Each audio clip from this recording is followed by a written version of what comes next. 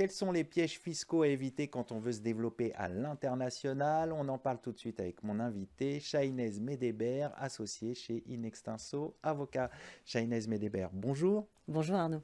On va rentrer tout de suite dans le vif du sujet. Quels sont les principaux pièges fiscaux que les entreprises rencontrent fréquemment lors de leur expansion à l'international? Eh bien, comme vous pouvez l'imaginer, ils sont nombreux. Il faut d'abord recontextualiser en rappelant ce qu'on entend par expansion à l'international. On parle d'entreprises qui ont vocation à vendre leurs biens, leurs services, leurs produits finalement à des clients sur des marchés étrangers qui sont dans des États qui sont en dehors de la France et de l'Europe. Et donc, ces expansions vont pouvoir prendre différentes formes. Elles vont pouvoir vendre ces produits directement depuis le territoire français sans aucune présence dans les pays étrangers. Parfois, pour des raisons réglementaires ou commerciales, elles vont devoir s'implanter dans ces États en créant une succursale ou une filiale. Et puis parfois, elles vont y envoyer des salariés ou y embaucher des salariés qui travaillent en télétravail ou y avoir des contractuels, ce qu'on appelle des freelances, qui vont prester pour ces entreprises. Et dans toutes ces situations, et dans d'autres également, on retrouve des sujets fiscaux et qui sont des sujets majeurs. Le premier d'entre eux est bien sûr la TVA, qui est un impôt direct auquel il faut faire extrêmement attention parce qu'il est scruté par le Trésor public de manière très précise.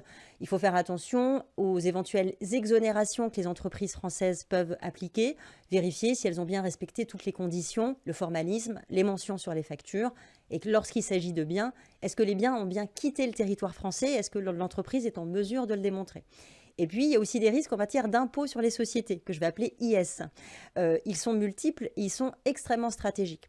On va avoir le premier sujet qui est celui des retenues à la source, qui n'est pas toujours connu par nos entreprises. Lorsqu'elles vendent à l'étranger, elles ont des clients qui sont dans des États étrangers et qui vont les payer. Et parfois, en fonction de la nature de la prestation ou des biens vendus, dans cet État étranger, il va y avoir un prélèvement d'impôt à la source, d'un taux qui peut être variable en fonction de la législation locale et des conventions fiscales internationales. Mais le résultat pour l'entreprise française, si elle ne l'a pas anticipé, c'est qu'elle va se retrouver avec un chiffre d'affaires qui va être diminué du montant de ce prélèvement à l'étranger. Il y a un autre sujet, par exemple, lorsque l'entreprise française crée une filiale à l'étranger, c'est le sujet des prix de transfert. C'est un sujet qu'on entend de manière récurrente et qui est un sujet absolument structurant. Pourquoi il faut faire attention au prix de transfert? Parce que les prix de transfert, c'est une question qui est stratégique de structuration d'un groupe. Lorsqu'un groupe se déploie à l'international, ça veut dire qu'il va avoir plusieurs entreprises, plusieurs sociétés. Il faut regarder ce que chaque société fait dans le groupe, quelles sont les fonctions qui sont occupées par cette société, quels sont les risques qui sont supportés. Et c'est comme ça qu'on va pouvoir déterminer, via une politique de prix de transfert, une politique de rémunération pour allouer, et c'est tout l'enjeu des prix de transfert, un niveau de rémunération et de bénéfices suffisant dans chaque entité et ne pas se retrouver en risque d'un contrôle fiscal et d'un redressement parce qu'un État considère qu'il n'y a pas eu assez de bénéfices qui a été laissé dans un État. Un autre sujet très important et fondamental en fiscalité internationale pour toutes nos entreprises qui se déploient, c'est le sujet de l'établissement stable. Ça veut dire quoi? Alors, une entreprise qui va se déployer à l'étranger et qui va avoir, par exemple, un projet sur un territoire étranger, va peut-être y envoyer des salariés. Elle aura, comme je le disais tout à l'heure, peut-être des freelances ou des contractuels qui vont travailler pour elle.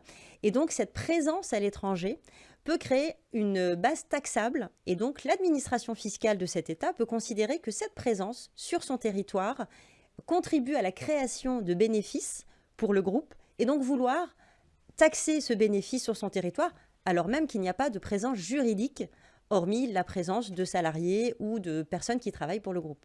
Alors, on va évoquer un autre point important. Quels sont les risques liés à une mauvaise planification fiscale internationale? Alors, le risque, comme je le disais, j'ai déjà distillé quelques éléments de réponse, c'est de se retrouver dans des situations de double imposition.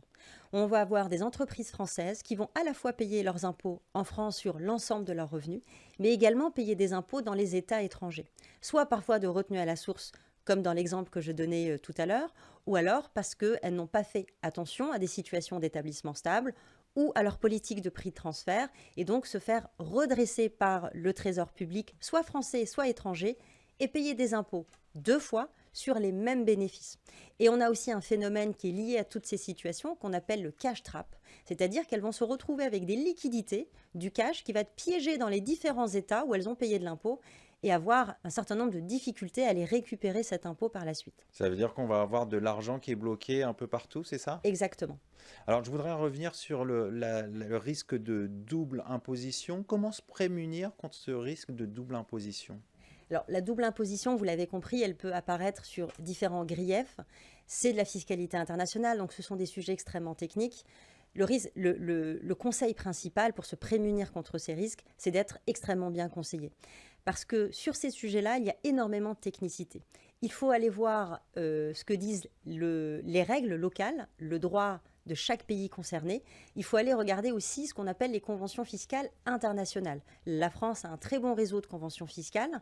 Et donc, ces conventions ont pour objet de répartir l'imposition entre les différents États. De manière très sommaire, elles vous disent qui a le droit d'imposer, comment, et elles vous disent aussi s'il y a la possibilité dans le pays de résidence, dans notre cas en France, de pouvoir éliminer la double imposition, soit parce qu'on va exonérer le revenu étranger, ou alors parce qu'on va avoir droit à un crédit d'impôt pour pouvoir compenser cette imposition à l'étranger. Alors, on vient de voir une bonne pratique sur la non-imposition, la double imposition, sur se prémunir contre la double imposition. Est-ce qu'il y a d'autres bonnes pratiques à avoir en tête quand on veut se développer à l'international? Bien sûr, c'est d'avoir en tête que ce sont des sujets qui sont stratégiques et structurants. Et donc, il faut anticiper ces sujets-là. Il faut avoir, on parle de fiscalité, mais en réalité, le point d'entrée, il est vraiment stratégique pour les groupes. C'est de regarder de manière, je dirais, coordonnée à la fois les aspects commerciaux, mais également les aspects juridiques et fiscaux. Il faut avoir une vue transversale, c'est ça? Absolument. Et comprendre les enjeux. C'est très important de quantifier les enjeux pour les entreprises. Alors, comment justement on peut se saisir de ces questions fiscales? Il faut, vous l'avez dit, être bien conseillé, mais peut-être qu'en interne aussi, on peut préparer aussi sur ces échéances quand qu'on sait qu'on va s'implanter dans telle ou telle région. Absolument. L'implantation à l'international pour nos entreprises françaises, c'est un sujet qui est stratégique. Et donc tout le soin qu'elles mettent dans la prise de décision sur le plan commercial, marketing ou logistique ou d'autres, ils doivent donner le même soin finalement à la structuration juridique et fiscale.